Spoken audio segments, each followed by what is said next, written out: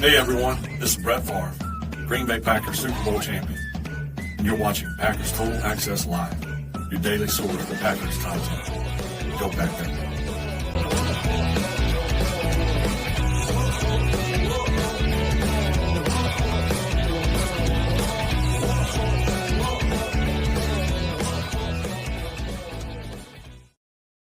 All right, what's up, guys? Welcome into Packers Total Access. My name is Clayton. You can check us out on Packernet.com. Find me on Twitter at Packers_access. You can email us, PackersTotalAccess@gmail.com. You can text us, 865-658-5824. We got a full house tonight. We got Emilio in Tennessee. We got Jacob in Wisconsin. We got Carly in Wisconsin. And, of course, we've got Tim in Green Bay, ready to talk some Packers-Eagles as we are well under 24 hours away from kickoff here.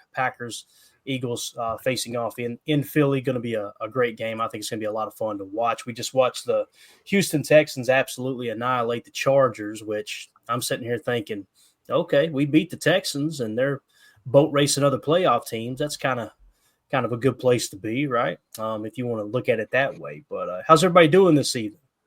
Doing good, man. Glad to be here. Hopefully we don't perform the way the Chargers did tonight, tomorrow, because that was a fast start for the Chargers, and then they just imploded, man. It was tough to watch there for a minute. Yeah, and getting off to the fast start, Tim, kind of, killed the crowd a little bit. Got them to settle down. They got their feet under them, and then still you lose it in the end. Yep, no doubt about it. All right, we had a question from a listener who shot me a text. This is King Tron. Said, "Hey, brother, it's King Tron. I'm not really sure how this works as far as time frame. I don't want to keep you up or wake you up. I missed the show tonight, but my question for the next show to you was, is the Eagles team superior over the Cowboys team we embarrassed last year, or no? Go Pack, go, buddy, as always. Thank you." So pretty much the question is pretty straightforward from King Tron. Do you think that this Eagles team is better than the Cowboys team last year that we obviously went into Dallas and just boat raced?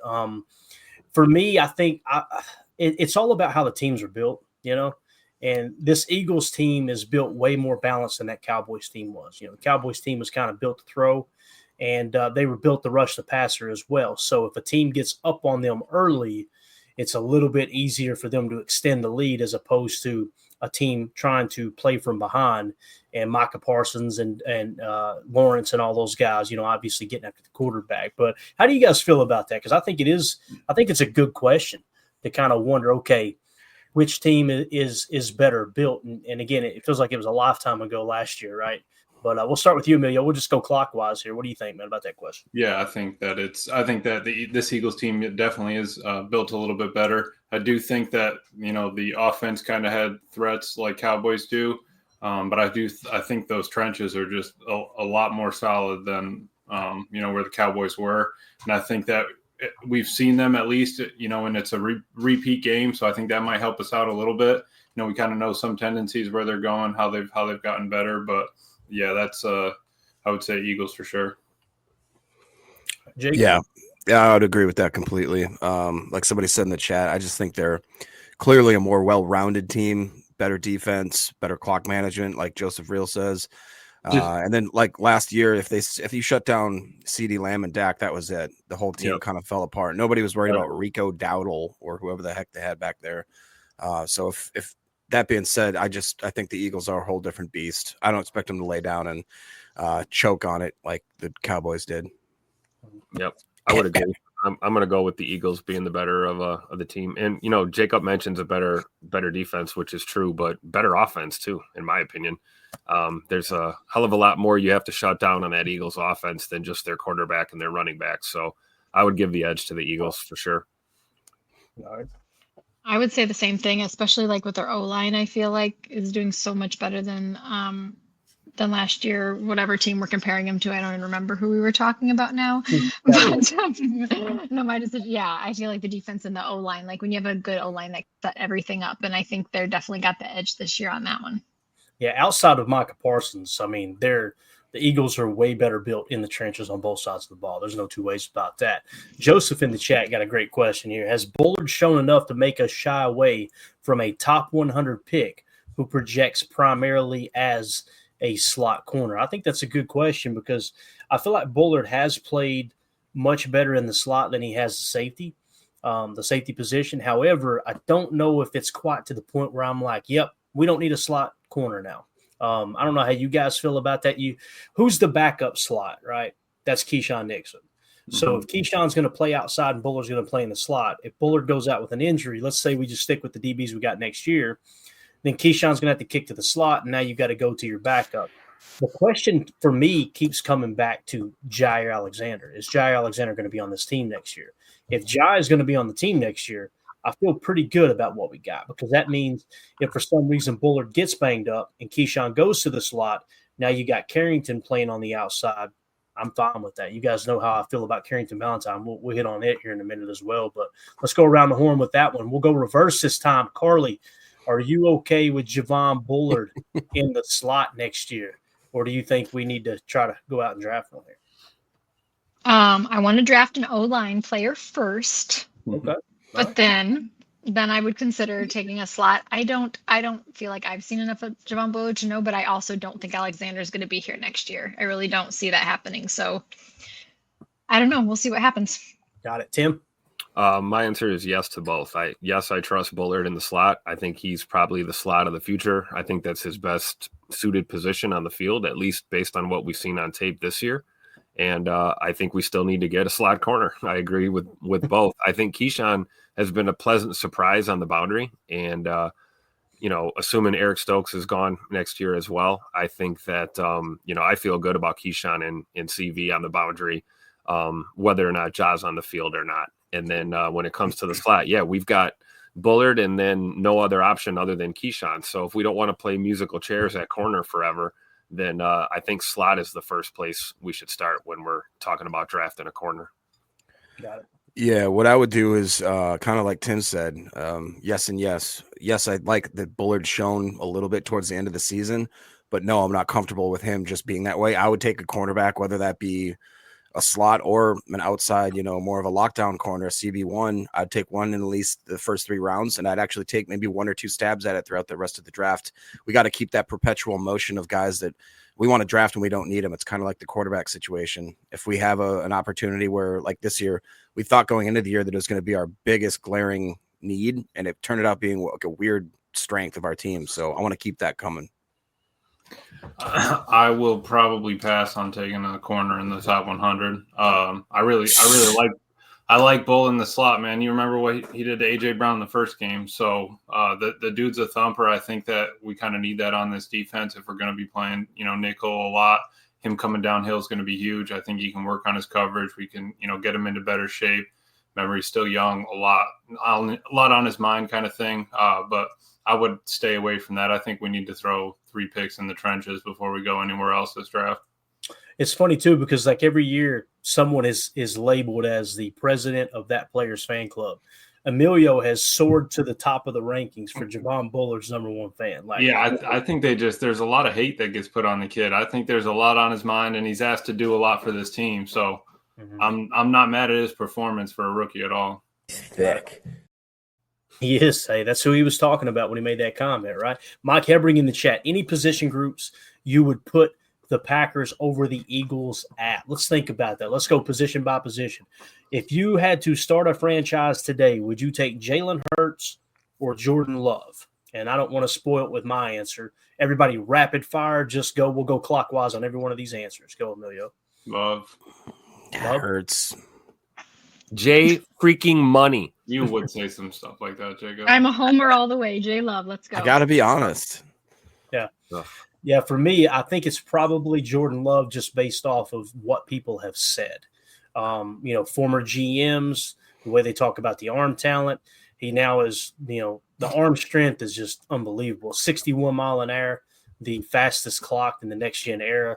Jalen Hurts has not really impressed me that much with the passing game this year. Now, his dual threatness, really, really impressive. Obviously, that's what makes him so valuable, much like Josh Allen, right? But, for me, I think it's close, but I would take Jordan Love. Let's say running back, Saquon Barkley, or would you go with Josh Jacobs? That's tough. Whoever wants to go first, I don't care. Taking Josh. Because I'm a homer. That's the only reason. I'll go. You gotta pick Saquon. Josh Jacobs would be my second in the whole league, but I mean,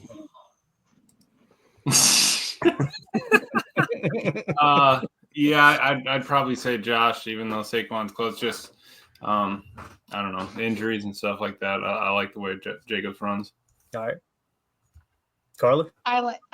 Man, he's just been such a powerhouse and such a game changer. And I really like how he plays. Yeah, I'm taking Saquon. I'm gonna be real with y'all. I love Josh Jacobs. Josh Jacobs is a dog, but and Saquon is, to me, he's the best back in the league this year. It truly feels that way. Wide receiver core. Would you rather take our wide receivers or theirs? If you're not real familiar with their wide receiver core, AJ Brown, I think he's great now as the third best receiver in the league. Devonta Smith, obviously a great slot receiver there as well. I think they still got Dallas Goedert at tight end. Go ahead, Emilio. You start this one.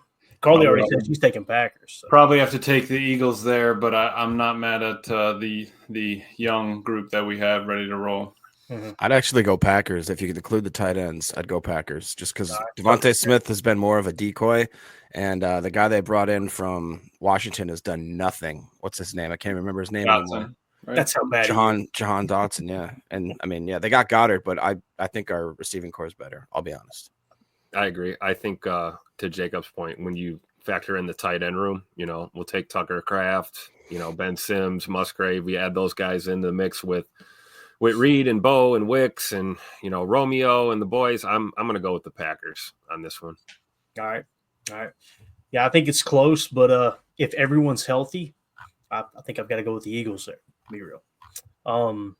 Let's go trenches. Let's group them all together, offensive and defensive line. Packers have one of the best pass blocking offensive lines in the league, right? Boy, oh boy, can that Eagles offensive line run block. And then, of course, they've got one of the best defensive lines in the game. I'm being real. Got to go with the Eagles here. So far, the only one I've chose is Jay Love over Jalen Hurts. That's pretty wild. Go ahead, Carly. What are you thinking? O-line and D-line combined together there. I got to go with the Eagles. They're rocking it there. Yeah, we've got great pass blockers, but I really feel like the run game is where it's at this season with everybody. And when you can't stop the run, you can't stop anything. So I'd go with them.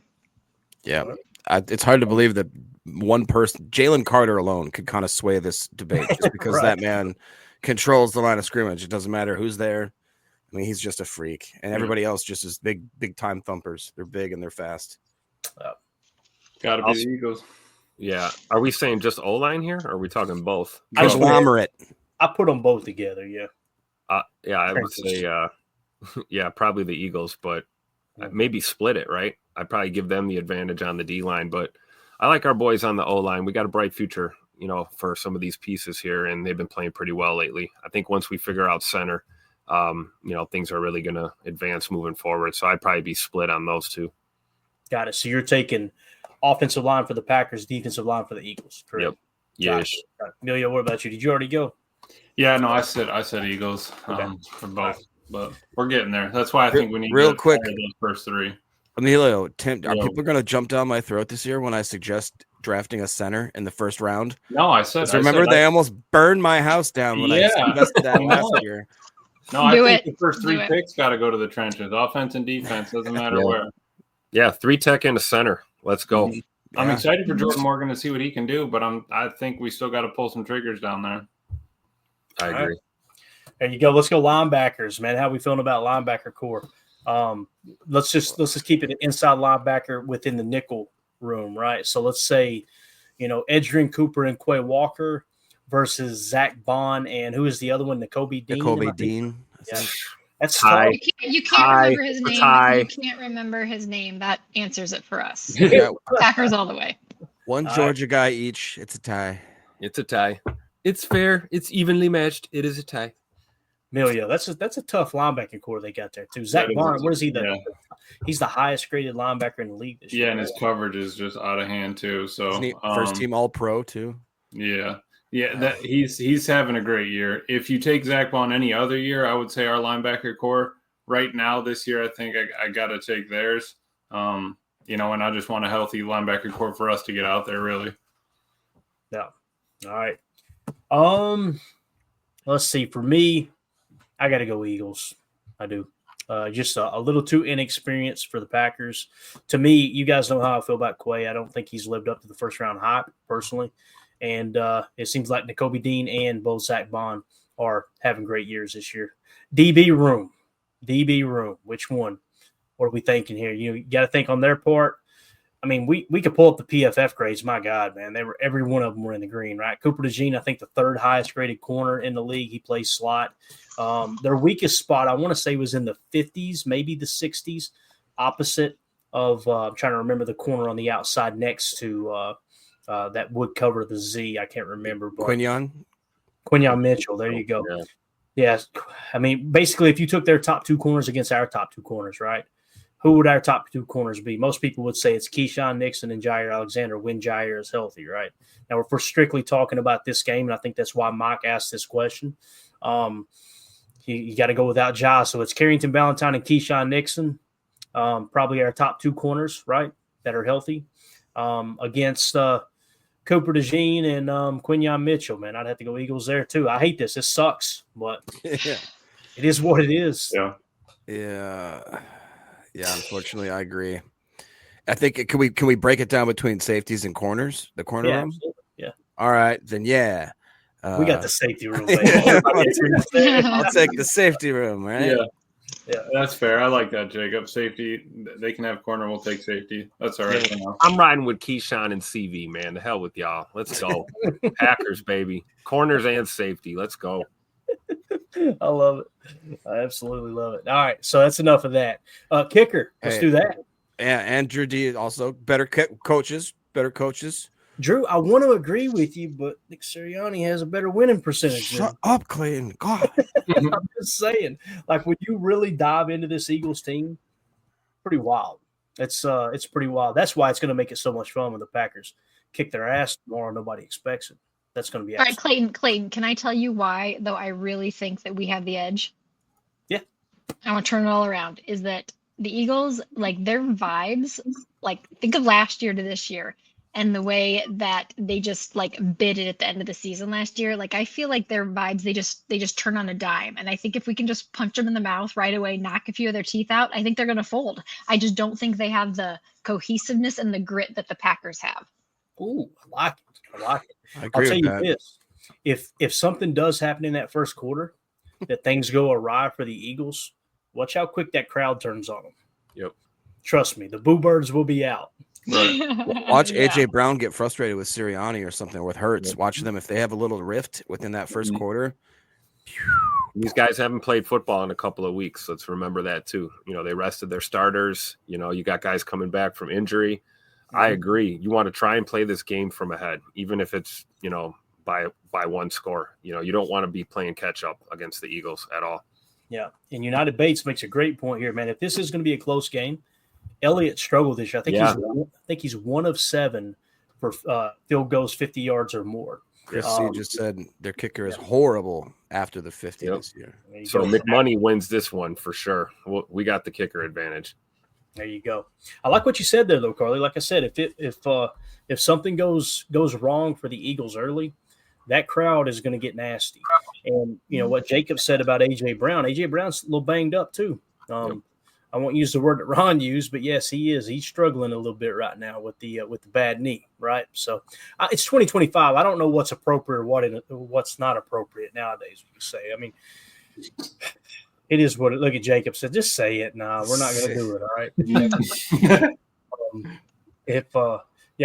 If you don't know the answer to the question, it's kind of like when you have to ask the price of something. If you have to ask the price, you can't afford it. Okay, that's the way that works. Yeah. So if you don't know if the word's allowed or not, Jacob, we don't say it. Right. All right. I'm not going to. So quit asking. All right, there you go. Let's go to Twitter real quick. Did you guys see this? With Caleb Williams, is this real? I was gonna say I haven't been able to prove that it's not. I mean, it doesn't seem that unbelievable, right? Right, I'm gonna play this, and I'd love to give credit to whoever's video it is. ML Football's the one that tweeted it out. So if you guys know whose video it is, shout them out. Definitely want to give credit where credit's due. I think there's a tag floating around because it might have been a TikTok video, but some random guy convince Chicago Bears quarterback is what it's supposed to say, Caleb Williams, that he's Lions offensive coordinator Ben Johnson, and he accepted the Bears job. Caleb responded and even answered the FaceTime. Have you seen this, Emilio? I did actually, and I was trying to figure out. At the very end they said they like the nails, so I'm not sure if that was yeah. There you go, those nails. Let's see. Let's play it here for everybody real quick, okay? And I don't want to go full screen here because I want it to be known on YouTube that we're sharing my Twitter page to play this video from ML Football's tweet. Don't want anybody bitching, moaning, crying about it. Hey, don't my video. So here we go, okay? Whoever's it is, thank you for posting it, okay? There's your cookie for the day. Here we go. So there you see the text thread, right? And I'll read it to you. It says, "Hey, Caleb, this is Ben Johnson. Just wanted to reach out ahead of time before it gets released to the media. I will be taking the head coaching job. Very excited to work with you in the future. Great things." Actually, Ben, he said, "Yes, I wanted to be the first to know. I wanted you to be the first to know. We will talk more as the season winds down." He said, "Okay, cool. Sounds good. I'm definitely excited for the future. Let's get this poopy going and turn it around and do what hasn't been done in years. In the meantime, effing go kill. We'll talk soon." And then here is the FaceTime. Oh my God. You got it?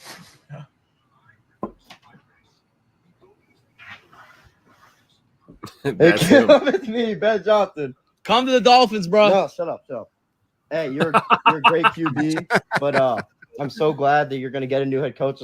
I don't know if it's Ben Johnson, but I'm sorry about this. All good. Peace out. Hey, the nails are tough. You're going to go. No way. So again, nobody has confirmed that it wasn't real. I don't know, Jake. Can we confirm who the hell leaked Caleb Williams' cell phone number? That's the thing too. Like, I mean, crazier things. Probably the nail salon. There it is. Yeah, So, I really have no idea how you would work something like that, but that's why. I mean, you can't trust it. And the fact that Caleb called him, I mean, that dude was answering the FaceTime call. It wasn't like he was calling out to him. So, good point. Anyway, there you go. All right. All it tells me is if it is real, then the Chicago Bears quarterback has even less awareness than we thought he did, right? So I'm just going to leave that there. Another tweet that went out today, Rob Demoski. The Packers have signed quarterback Sean Clifford from the practice squad to the active roster. Green Bay had an open roster spot. This doesn't mean anything has changed with Jordan Love's status. Now, the tweet that I put out, I was just simply saying I think it's a backup plan to the backup plan because, Malik Willis banged up his thumb. Let's say that Malik Willis feels okay. He can go. And then, if for some reason Jordan Love gets banged up, right, and he goes out of the game, Malik Willis comes in, he throws 8 passes and the thumb starts aggravating him. What are you going to do if you don't have that emergency quarterback, right? You're screwed. So do you guys read anything any deeper to this? Like maybe Malik Willis won't be able to go, even though he is active. What do you guys think about this? All I'd read into it is they don't want Josh Myers to play quarterback. Yeah. I'd like to see that, actually. That would look like my boy Jared Lorenzen back. Oh, yeah. I think Reed is the emergency, isn't he? Isn't Jaden Reed the emergency? Pretty backup, sure, yeah. Backup, kind of? That would be kind of Back up to the backing up. Yeah, it doesn't surprise me though. I said this in the post game after the Bears game that it wouldn't shock me that we have 3 quarterbacks going into Philly just because of the question marks with Malik and Jordan. But I do think they're both good to go. Luckily, Jordan Love's looked a little more scary than it was, but I'm actually probably more concerned about Malik with that throwing hand. But I think it's a good move having an open spot. Like, might as well activate the big red dog, right? Let them get loose just in case. It's win or go home, right? You got to throw everything in the kitchen sink, at your opponent every week. So if 3 quarterbacks dressed tomorrow is what helps gets us a win, then let's go. Let's do it. Yeah, and it's not like he hasn't been there all year, right? I mean, he's still with them on the sideline all the time, talking to him, knowing all the play calls, all that. I mean, you wouldn't want anyone else in there. So bring him up, let him be ready as a backup, work on the holding just in case you got to go out there and hold a field goal, something like that. Yep. And we know Clifford can sling it. He's got an arm too, man. So we don't have to worry too much about him throwing the ball if, all hell broke loose and he actually had to play. Right. Yeah, definitely. All right. I did mention this earlier in the Texans game. I don't know if you guys watched the whole thing or not, but right before halftime, it was actually 6-0. Mhm. And I just put a tweet. I said, could you imagine the Twitter meltdown of Packers if the Packers were one of these two teams either scoring only 6 points or 0 with 1 minute left in the second quarter? This entire app would be on fire. Am I wrong for thinking that? Could you imagine how the fans would be? Oh, my God, man. No, it's so true. Yeah. And so, can you imagine how mad the fan base would be if we beat them 6-0 and that was the final score? We would just hear about how we only had 2 field goals. Yep. I think too. That's why certain types of fans should look at that and really, really absorb that, because with 2 minutes left in the second quarter, you could be sitting there being like, "Oops, I hate this team. It's the worst," and you end up winning by 30 some odd points. Like, Yeah. there's a second half for a reason, guys. And we are stellar in the second half, Jacob. Yes, we Stellar. are, Emilio. Finish strong, right? Yeah. All right. Another tweet that went out. Green Bay Packers says popcorn ready when Josh is running. A quote from Adam Stenovich, the OC in Green Bay. It always starts up front, but Josh is kind of the one that everyone rallies around. He makes those plays and breaking those tackles. It's been fun to watch. What if Josh Jacobs comes out tomorrow? And by the way, I have a couple of recibos on Twitter where Eagles fans are basically saying, Josh Jacobs, I just got through watching the tape, and Josh Jacobs really isn't that good. As a matter of fact, it might be up here. We'll come back to that. There it is right there. Yeah, this one right here. We'll come back to the Carrington Valentine one right here. I'm not so sure. I just watched the last 5 Packers games, and Jacobs is not a good back. Maybe it's his line. Maybe it's not, but he's not good. You're a liar, because one of those 5 games was Seattle. That was the Seattle game. We all remember that. So You're a liar. You clearly did not watch the last 5 games. Clayton saw that, said, really.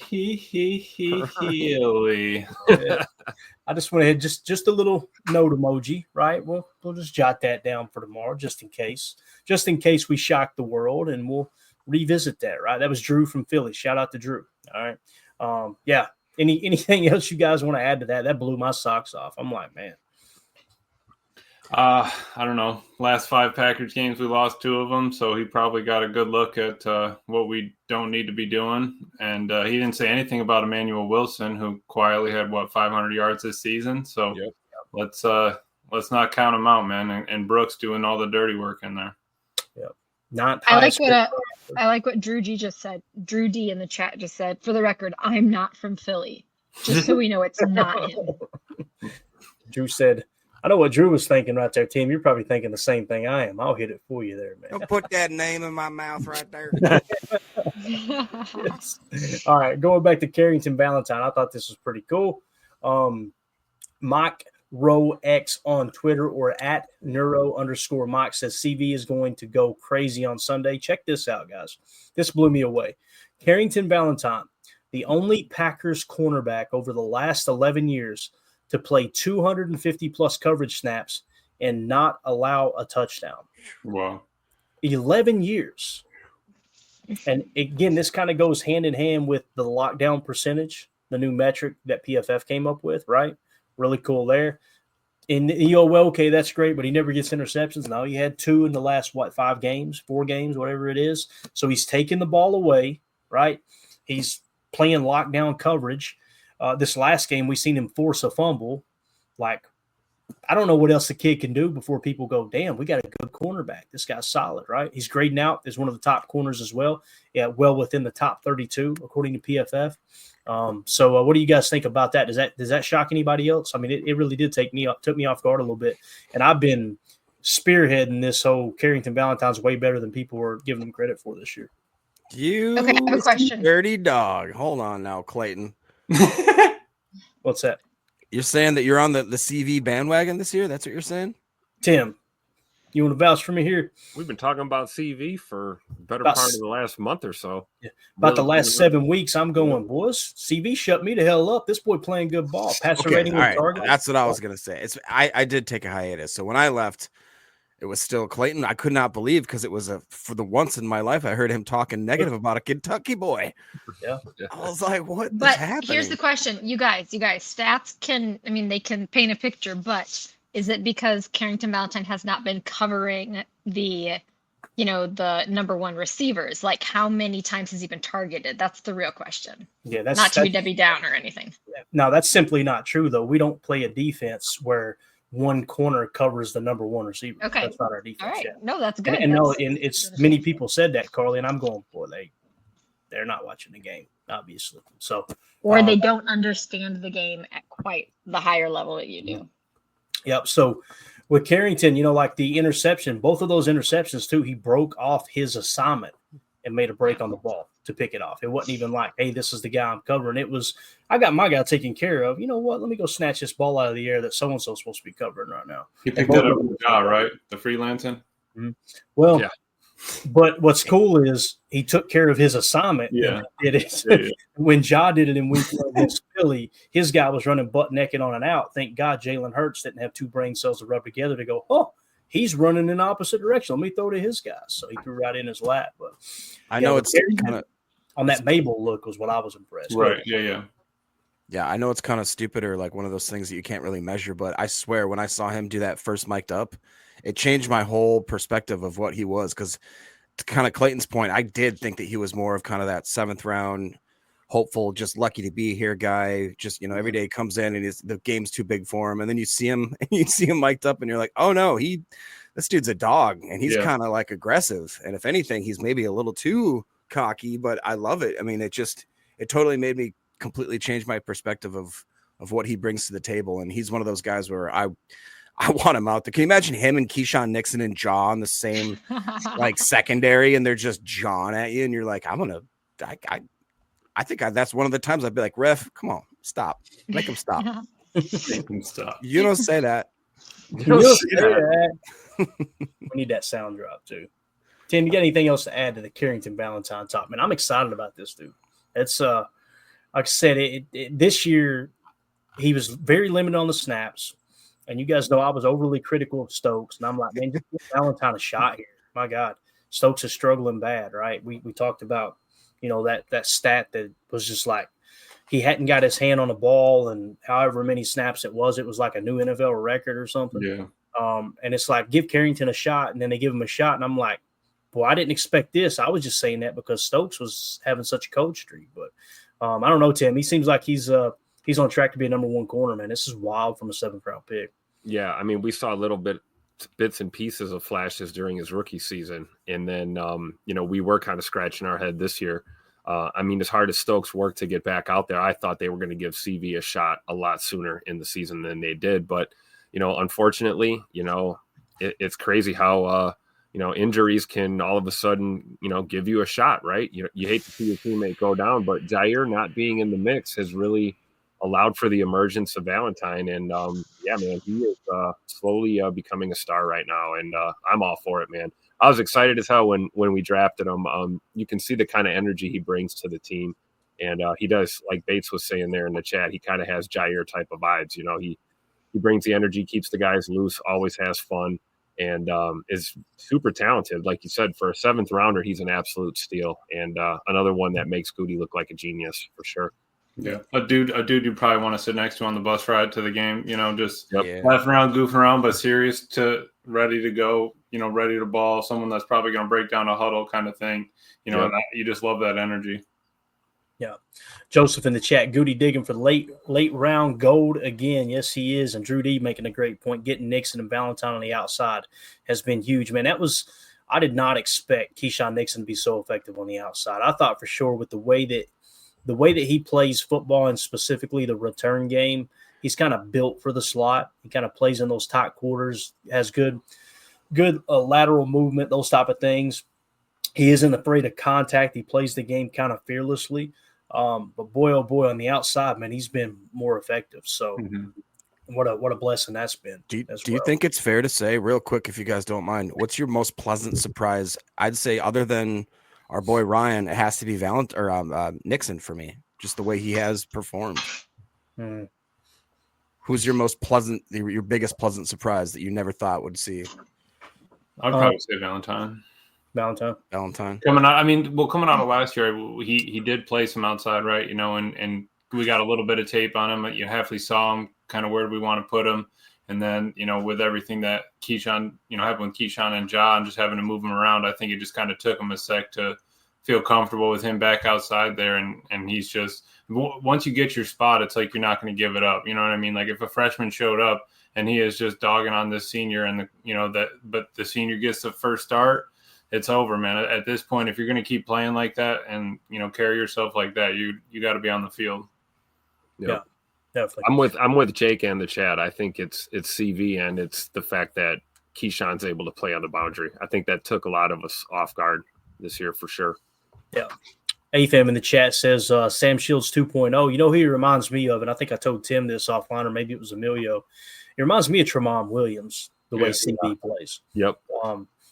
I think Tremont was undrafted, if I remember correctly. Just one of those dudes that he doesn't have crazy athleticism. Tremont wasn't the fastest corner in the league. He didn't have the quickest, lateral agility. He didn't have the greatest vertical jump, but he always had a knack for playing his assignment, not only playing his assignment, but when there was no threat in his zone, he would go looking for work.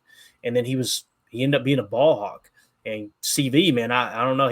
People, they credit him with one dropped interception, that one play where he jumps in the air, throws his right hand out, and actually just swats the ball away. It wasn't like he just dropped an interception. So to me, it seems like he's got pretty good ball skills too. I don't know. I'm excited about it for sure. Let's see here. There was something else that someone mentioned. Here we go. Drew D, is Valentine good enough to lower the priority for cornerback in the draft next year? If Jair comes back and he's on the Packers next year, right? Again, I don't see the priority at corner being on the outside. For me, it would be the slot to try to create a little more depth at the slot corner and have him compete with Javon Bullard, right? Because you want to stop this whole merry-go-round of Keyshawn having to kick into the slot constantly if Bullard goes out with an injury, right? So for me, if Ja's back next year, I want a slot corner, okay?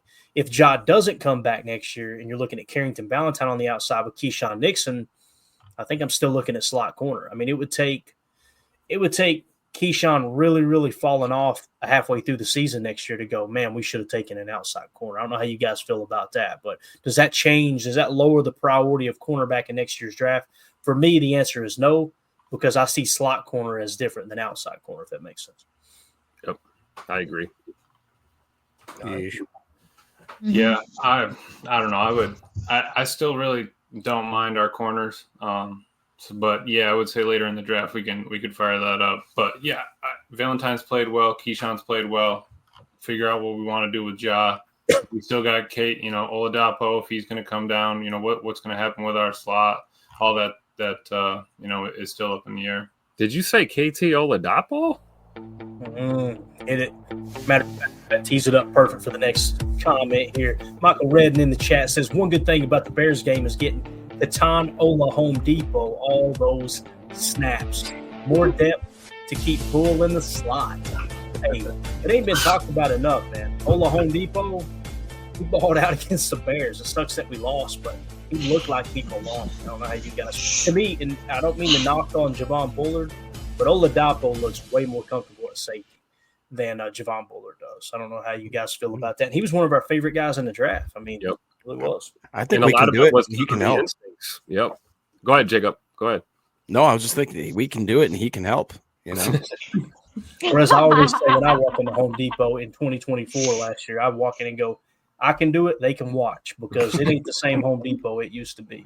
I'm seeing these young whippersnappers in there on their phone, and I'm used to seeing the 47-year-old with 3 teeth in his head that I know has done carpenter work most of his life. You know what I'm saying? Right. I need that dude back. I need Uncle Bill back out there. You know what I mean? So just to kind of give a quick recap of our safety board last year, Javon Bullard was number 2 on our safety board. Catan Oladapo was number 3. And we had him completely lit up that he should be on the Packers target list. And we had only 6 players in the entire draft that met all the requirements for their specific position. Catan Oladapo was the only safety that met all the Packers requirements there. So seemed like they hit one there. I don't know why I'm surprised that he looked good last week. When you go back and listen to our draft coverage, we were all over him. We loved it, dude. Right. All year long. I think it was a surprise because we haven't seen him get much defensive reps this year, and for him to come out and play so solid was, definitely a silver lining, I think. But when you compare him to Bullard in the slot, I think it's just an example of, Javon Bullard's has more of a knack for the slot, and it looks like Oladapo is more comfortable back there at safety on the back end. And so this is what Hafley talked about, right? Putting guys in a position to be successful on this team, and I think that's what we're thinking with these two. It makes me happy that he was at least paying attention in practice and stuff, right? I mean, he's got all those special team reps and everything like that, but just kind of like Zane Anderson, if you're paying attention, Zane was our special teams ace. Katan's got reps there, but if you're paying attention in practice and you're, not just going through the motions, you're ready to, you're game ready all the time, and it's always next man up mentality. I think that you just have to live by it. Yeah. Definitely. Braden in the chat says, I've been hearing a lot about the Eagles starting slow all year, plus Rusty Hurts. Got to get a lead early and hold it. That's been a big talking point with Jalen Hurts missing so many games. Guys, he hasn't played since week 16 was when he got hurt, right?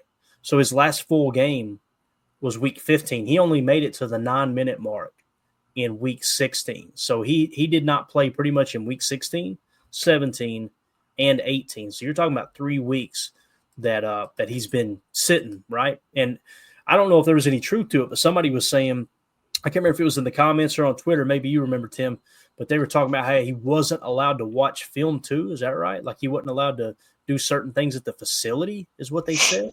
Yeah, restricted because you're still in the protocol. Yeah, I didn't know that was a rule. And I'm wondering if, maybe it's just because if you're concussed, they want to watch your exposure to the screen time and the lights and stuff with your eyes. That's the only thing I could be thinking of. But yeah, I was not aware that that's a rule. Yep. And Ronald in the chat, Hurts will not have thrown a pass in an NFL game in 28 days. That's wild. And I went ahead and pulled this up because we've been talking about it a lot. This is the play where he got hurt. And look, I'm not on here to go, let's watch Hurts get hurt, right? It's just to point out, like, look at the play that was specifically called. It's a design run quarterback draw, right? And this is the problem with these type of plays. You put your quarterback in harm's way, right? And you can see as well, he did not slide foot first. Everybody always talks about how he's a power running quarterback, right? So he's always lowering his head type thing. This is a better angle right here. You can see, man, he gets smacked pretty good. I'm going to bring it back for you. I want to go slow motion here for you. But, it's kind of like I can't tell if it was the linebacker hitting him from the left or him hitting the turf. I think it was a little bit of both. But that right there is what caused the injury. And obviously it was a pretty serious injury, seeing he was out for 3 weeks too. Yeah. Can't get down fast enough leaning forward like that. I mean, you are a runner the whole time. I mean, I know Jacob likes Hurts for his legs and everything. I know that he can lift things up and put them down easy, but I'd rather him protect himself. And what's Mike Lombardi always say? Kellen Moore joystick right back there. If he would stop calling all those draw plays and putting them in harm's way, they would have had a better opportunity here at the end.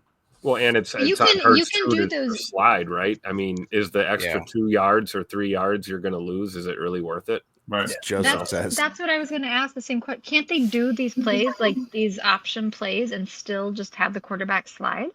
Well, in that situation, you would think he would, right? Because it's not like a short yardage thing. It's a massive gain. He already got a chunk run. Just go down, slide early, and lose those 3 or 4 yards. It's not worth it. And you can see he's going down. But the rule is if you don't slide feet first, then they've got to treat it as if you're diving for yardage. He's pre-game, right? So, is he going to change his way in this game is kind of the way to look at it. Is he still going to want to fall forward this game, or is he going to want to, kind of lean back? How often are they going to call those quarterback runs? That's a chunk of their offense for sure.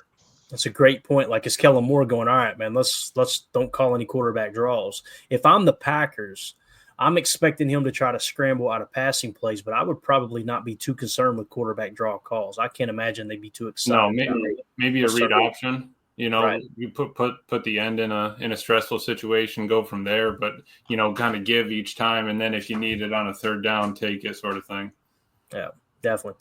So again, just want to kind of refresh everybody's memory. That was the play that happened.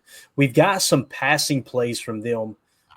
In the last game there against who was it? Yeah, again, I think it was the last full game he played in. So this would have been week 15 if you guys want to see what they were doing in the passing game. But I think we had another one here. Since we're on Hurts, let's go ahead and keep this going. Excuse me. And then we'll come back to some of the chat. So this right here, this was a 22-yarder in that game against Pittsburgh, right? And this is deep to, Calcaterra, I think is the name. So, Nailed it. Look at that, man. What was it, Jacob? Calcaterra. Got it. All right. So here they are in an empty set. We talk about this all the time. To me, this looks like the running back down here at the bottom, probably Saquon flexed out. So they love going 11 empty. They go 11 gun and then empty it out by putting the running back out in the route. Let's see if we can pick up on what the play is here for the most part and where he's attacking the field. So that's just kind of that skinny post. Listen, that's a decent backer's reading that right there, right? That's not like it's just something that, hey, that's running butt naked. That's pretty much a bad defensive play, in my opinion, on that 22-yarder. But that's one thing we noticed looking at some of the tape is how they like to empty that out. Let's go to this one here is a 21-yarder against Pittsburgh and see what we pick up on here. Once again, empty. I think that's Saquon right there, ain't it? Looks like him. Look at those thighs on that guy. You kidding me, Jacob? Is that his thighs? You know those. Yes, it is. That's it. All right, there you go. So again, empty 11. They love doing this, and Thick. some people would go, okay, when they empty out, they're passing. Not necessarily. That's when they can run that quarterback draw, right? Right. Get them in 11 personnel, thinking, okay, it could be a run. Oh, no, they spread it out. Everybody gets relaxed. It's going to be a pass, and then you run the quarterback draw. Let's see what the passing concept is here. And it's a 3-by-2. We're going 3 left, 2 right, a little drag underneath. He's off of that. Now he's going to hit the drag. So that's just all yak there. And that was blown coverage all the way, was it not? Yep. Yeah. Look at the. It looked like they were bringing a blitz, but I couldn't. What are they in though? I don't know what number 6 is doing. He's waiting. Linebacker. He's gone. Was that Patrick Queen? I think it was Patrick Queen. Yes, sir. But no, well, he was carrying the inside slot across, and then the drag came back across. He tried to open his hips. Let's do it on loop here real quick. He's carrying that tight end. Yeah. Supposed to, and then goes up. Crap, what? No, 6 was lost. Everybody else knew their assignment was 6. Yeah, there we go. He was in man. Everybody else was in zone. There you go. Yep. So, again, that's one of those plays underneath. It's just all yak, right? And it was for 21 yards on that play. I was just trying to get some of the more explosive plays here from that game. I think we may have already – it was 5 yards, 14 yards. Here we go, 21 yards. So let's see what they did on this as well. So you notice their explosive plays. Yep, here we are again. Gun empty, right? So that's where all their explosive plays are coming from. You can see Saquon looks like he's lined up kind of in the wing right here this time, right? Let's see if he motions into the backfield. Now he's going to split out wide. So, yeah, that's where they're getting all their explosive plays. 11 gun empty. Once again, just a quick little 5-yard slant and turn it into it. Can you bring that back a little bit to where he motioned out? Yeah. He's not even running a route. He's just dragging coverage. So we got to watch for that. He was late. He's basically decoy there. I don't think they're really looking to target him like that when they split him out wide. So something to watch for. And that tells you that's cover one man, right? Yep. What you got there. So which I hope we don't play any of at all tomorrow. That's the other thing. Like this is like you said, Emilio, number 6, Patrick Queen looked like he was in man coverage just a second ago. So at least 2 of these plays were man coverage. Yeah, and he's over the guard right now. Looks like he drops. It looks like he's supposed to be playing robber or maybe quarterback spy or something, and playing hole. Yeah. Yeah. Yeah, that's what man. That's what man. I mean, you're gonna have to call man in between, right? But it's, do you want to shell over the top? Are you going to be playing inside technique? You can be playing outside technique. I really think we got to seal off. We've been getting killed on deep ends and daggers and stuff like that. I think we need to seal up the middle of the defense this week, big time. I would feel a lot better if they beat us numbers and out rather than numbers and in. Emilio said we got to fill in with man in between. And me and Tim said, no, you don't.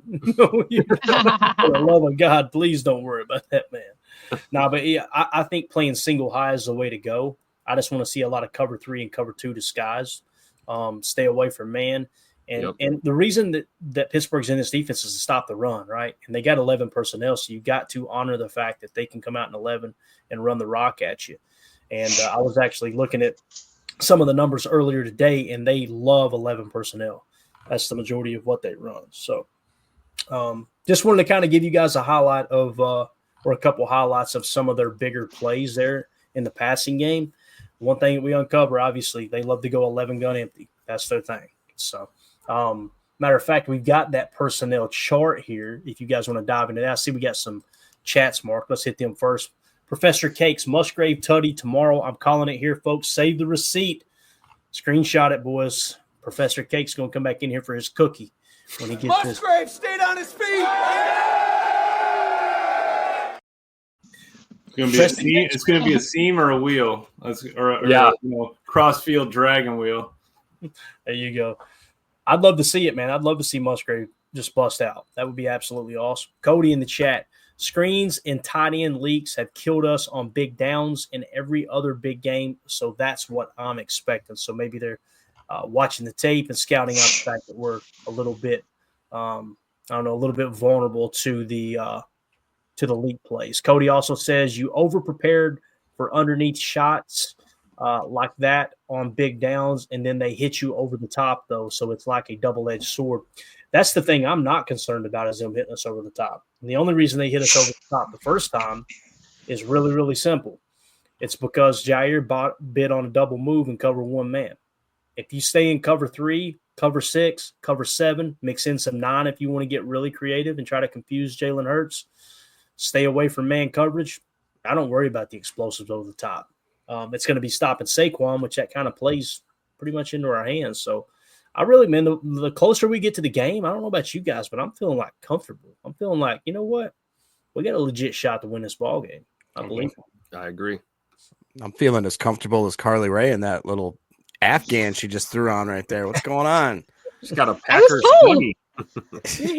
Sure do. Surely it ain't cold up there in Wisconsin. No, not at all. She looks like a Packers nun. Hold on. Let's see. Yes. Oh my God. All right. Lord. Let's see. Here is the chart for personnel. All right. Let me throw this up real quick so everybody can see it. Hopefully we can zoom in. So this is the Philadelphia Eagles offensive chart. They're in 11 personnel 60% of the time. They go to 12 personnel 29.4% of the time. And they're in 12 personnel with a star. I'm not sure what the star is representing there.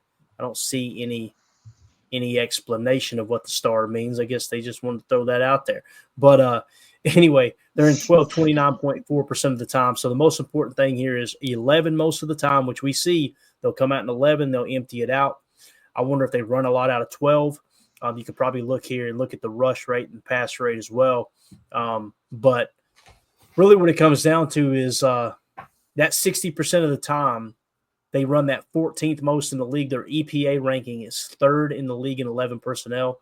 Their EPA ranking in 12 personnel is 8th best in the league, and they run that at the 7th most rate there. Emilio, anything stick out to you on this chart here, man, that you want to hit on? Anything at all that I might be overlooking? The only plus would be 12 heavy. You know, if they got maybe a heavy set or something, I'm not sure. But yeah, that's, 11 and 12, we're going to be in nickel a lot. If we can get in our base for those 12 personnels and handle Saquon, I think that would be big. But besides that, I think we're just going to be floating between nickel and dime, depending on how these wide receivers are, working. But I think that's where we want them. I think that's where we want to have them beat us. Like I said, we can keep Saquon under 100, ideally under 150 total. If we can slow him down in the first half, get a lead, I think we'd be in good shape. There was one stat here. It was said Green Bay has outscored its opponents 58-17 in its final 7 games in the first quarter. As well, Packers have scored 118 points, 3rd most in the NFL in the first quarter this season. So that's going to be big for our offense. We got to get out there, and then we can maybe slow down that run of the Eagles. Got it. Good stuff. Jacob, Tim, you guys got anything to add? Carly, anything at all to add to these personnel? Co-signing Emilio 100%. We're going to nickel and dime them to death, basically, is what I think is going to happen. I think it's really true. And we know they like to run the ball a lot. And, I think we need to be prepared for the heavy sets for sure. Yeah, I guess I would just be interested in how we're going use our linebackers against the 11 and the 12 personnel, and which linebackers are going to have what assignment. If Quay is going to be back, how back is he? What do they expect from him? Is he the green dot? What's Cooper going to do in that situation? Then does he get scrapped? Do we see randomly McDuffie there for whatever reason? Also, we have a super chat from Chris C, which is just kind of, he says, "Is that music, Mary?" I think he's talking about Carly there, but talking about Carly. Yeah, Very nice. somebody said that Sister Carly is what Mike Berry said. How dare you? And Chris C said, "Is that music, Mary?" There you go. Jacob, to your run, the Green Bay's run defense, another stat for you. We rank 7th in the NFL right in run defense, allowing 99.4 per game. So under 100 a game, love that. With our defense allowing a total of 314.5 yards per game and only 19.9 points per game. I really feel if we can keep them under 25, I think we got a real good shot. Obviously, they scored 34 last time. But this defense has played well. I think the run defense needs to play solid in the first half, and we can force them into passing in the second. If Saquon runs for 200 yards and they only score 16 points because we hold them to field goals and tighten up in the red zone, hey, sign me up. That's a great game for the defense. I'll take it. Amen. Mhm. Cody in the chat, we're really needing Evan Williams and Quay to be back for this one. Amen to that, too. Yep. I think that would be absolutely huge. Really want to see what this team can do against one of the best teams in the league. And obviously, this is a different Packers defense than it was in week 1, with Cooper kind of emerging as one of the top backers in the league. He got, if I remember correctly, he got 1 All-Pro vote, which is, people just laugh at that, I'm sure. I think it's awesome. It's like, you mean somebody voted for Cooper as an All-Pro linebacker his rookie year? Guys, that's huge. It really is. That he's even in the conversation. So you get Quay back alongside him, get Evan Williams at safety. That way Bull can just stay in the slot. And then, of course, you got Katano Ladapo to fill in if somebody needs a breather. I really like our chances of both those guys can play, man. So go. There you go.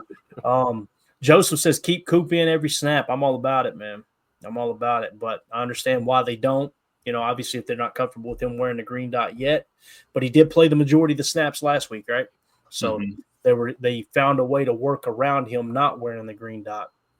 But yeah, he's the real deal for sure. So, anything else anybody else wants to hit on before we? Would you rather have Saquon beat you out, tight end and out, or wide 9 and out, or would you rather have him beat you through the tackles, or guards and in? I would rather have him not beat us. Oh, I know that, Carly. I'm saying other one. Clayton, you're a 90s basketball guy, right? This is like teams trying to guard Michael Jordan, and they're like, well, Mike's going to get 50 points. So he's going to score 50. Yeah. Would you rather him score the 50 points in between the guards and forward, or outside, the ends or tight ends and out? I'd rather lose the battle outside than lose the trenches. I like that. That's what I was going to say. Because it's not like it looks like he's had 50 each side probably on the outside end attempts in the year. So 100 of his attempts have come outside the tackles for Saquon. And he's making, going outside left end, he's at 8.4 yards a clip. So jeez. I would really like to contain him, outside in. Then you got to have Quay fill those gaps, which he's gotten a lot better at, and Coop just shoot the shot. So I think that's where we got to be. Yeah. For me, it's if I was on the coaching staff, I would look and go, okay, where has the majority of his explosive runs came from? Are they outside the tackles or are they inside the tackles? Whichever that is, that's what I'm keen in on trying to stop. Because if it's 2 less explosives than the opposite, right, then to me it's going to be worth it. Right. Because, again, explosive plays it's the most important aspect of playing offense and defense, man, both sides. So it's huge. It's absolutely huge. Mike Hebring with the super chat. Appreciate you, buddy. Says, I'm not at all scared of Barkley. It's their O-line. All righty. Yeah. I respect you, Mike. I respect you. But, their O-line's good. But when you see a running back do a reverse hurdle, and this game has been played for over 100 years and no one's ever did it, he's doing some amazing things. I think the credit probably pretty even across the board, though. Let's put it this way. You put Josh Jacobs behind that old line. I don't know if he rushes for 2,000 yards, but he comes damn close, right? If you put Saquon Barkley behind the Packers offensive line, I think Barkley's probably rushing somewhere between 13 and 1,500, you know? I think they're fairly close to each other, but the only difference is Saquon Barkley has that top end speed. He has runaway speed, as where Josh Jacobs, we've seen it all year long. He's an amazing back, but he's gotten caught from behind many times, right? That's not his specialty. Isn't the breakaway speed. It's the stiff arming people into oblivion, and that tight quarters agility is just amazing to Josh Jacobs. So that's the difference there. I would give more credit, and it's kind of the way I'm taking this super chat. I'm giving more credit to Barkley than I am the O-line. That's just me personally. So I don't know how you guys feel about that, if you got a comment on it or not. So no, I think that's pretty accurate. I mean, you can compliment both, right? The Eagles clearly have a great O-line, but you can't downplay the significance of Saquon. I mean, we can look at New York Giant tape of Saquon destroying people, and that O-line was horrendous. So, you can't overshadow the talent. Yeah, but I'm also with Mike. You don't want to fear your opponent. You respect your opponent, but we're not going to be afraid of anybody. You just don't want to take him for granted, right? He's going to have to go out there and earn it, and we got to make it as difficult as we can on him. I don't think anybody on that coaching staff's taking it for granted either, man. I really don't. I think everybody's on their A game. It's just a matter of going out there and executing. You know what they do well. They know what we do well. You just got to go out there and play. Mike Hebring says, look at their offensive line PFF grades. It's insane. Yep. They are, Mike, but at the same time, I would love to go behind the scenes and see each individual play grade for the offensive line for PFF, because the Packers have had a great running game the last however many years, and they always grade out horrible according to PFF with run blocking. And it just makes no sense to me. Like we'll show play after play after play of these guys just mauling people, right? And so I don't put a whole lot of stock in PFF's offensive line grades for that very reason. Maybe I'm off my rocker here, but I just don't understand it. I don't understand how you can have so many backs that are so effective in Green Bay. I mean, look at Emmanuel Wilson, right? Emmanuel Wilson averaging all that yardage. All of a sudden, Emmanuel Wilson's a top 10 running back, but the Packers' offensive line sucks. That just doesn't make sense to me, Right. So, yeah. Like Joseph said. 502 yards, 4 touchdowns, 4.9 yards a carry. Who's that? Emmanuel. That's a good stat. That's a great stat. And how many From a times fan right here. how many times have you seen Emmanuel Wilson too, man? There's many times that he's running between the tackles and taking what the defense is giving him, but there's also those times where he kind of gets to the line and goes, I'm just going to take it way out here. Yep. Right? We've seen it that last game, obviously with the go-ahead score. But I believe it was the go-ahead score, if I remember correctly. So, all right. Anything else y'all got? Anything at all? Team, we still haven't got to the PFF insights yet. I know. I was just going to say, do you want to? Or the fantasy results. Carly, hit us with the fantasy results. We'll wrap up with that. Tim, we'll hit on Good Morning Lambo in the morning. We'll hit the PFF insights. I promise we'll do it. Right? So 3 shows tomorrow for sure?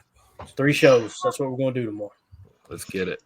Hey, one quick question, and you're totally unprepared for this. So I know, no, I'm dropping this on you. So if you don't have an answer for it, but what's the red zone efficiency for the Eagles? Like that's what I really want to see. When we get in the red zone, I want us to score points. The Eagles offense had a touchdown percentage of 57.4, Carly. Let's see, and Fangio's defense had him tied for 5th at 50%. Where were we? Our defense was 20th at 60%, I think are the numbers. So I mean that's going to be really where this game is decided. If we can have them go 1-4 in the red zone, or 2 for 4, 2 for 5, something like that, I think we have a real good chance of winning this game. If they go 5 for 5 in the red zone, it is going to be a long day.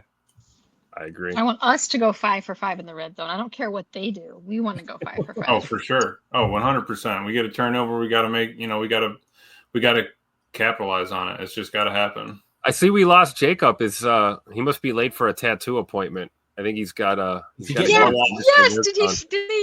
have to get it? Did we finish with that Bears game? I didn't even see. Did we finish in the top 7 for scoring defense? Carla, we finished 6th. Yeah, I don't know where my canvas went. I am 20 minutes from Jacob. We can have a party for him, get him a little happy. I will take him to his tattoo appointment. I will drive him there so he doesn't have to drive on that butt cheek on the way home. Wow. Don't put that name in my mouth right there. Where did my canvas go, man? I haven't even got to see the design yet. Edit D's. How about that? So you asked about red zone efficiency. Emilio, you may have hit on it already. I don't know if they were right. I was just shooting out numbers to sound smart. So they weren't even accurate? Oh, no, they were. They were from a news article, but I just hope the article was right. Got it. Could have been fake news. Yeah. So here we go. This is NFL team red zone scoring percentage, touchdowns only. Okay, touchdowns only. Green Bay is 10th at 59.4%. Philadelphia is 12th at 58%. So pretty close there on touchdowns only. Okay, yeah, so I did not see anywhere in here overall points, right? You just got touchdowns only, scoring attempts per game. So yeah, I didn't see anything in that regard.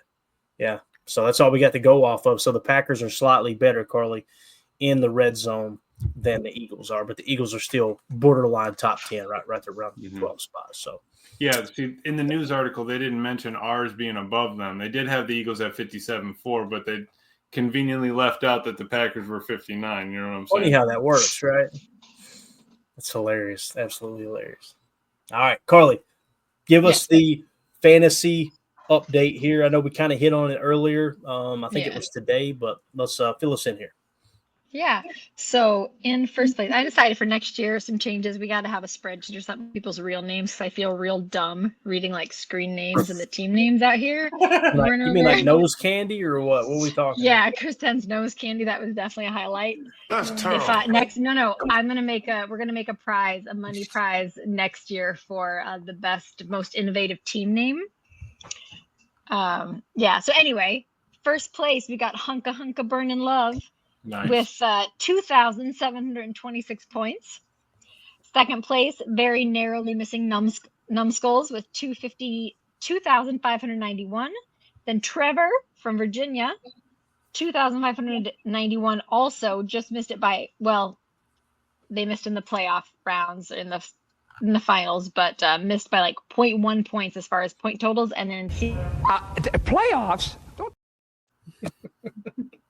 No, fourth place. So what's really cool is first, second, third, and fourth place. Even though we had reseeding for the playoffs, they were all 11-4 at the end of the season. So that was really cool. Like all the people that placed 1 through 4, and they all won money. And then CJN also won for just getting the most points overall. He won his money back as well. So it was a lot of fun. And for those waiting on your money, it's Yahoo. So I heard it takes a few weeks, but they will pay it out. It's a little bit of a hassle, I think, as all those are, but if people have different platforms that they want to try for next year, whatever, totally open to suggestions. It was a lot of fun. As Stewie said, "Where's my money, man? My money." That was That's what happens, man. That's what happens.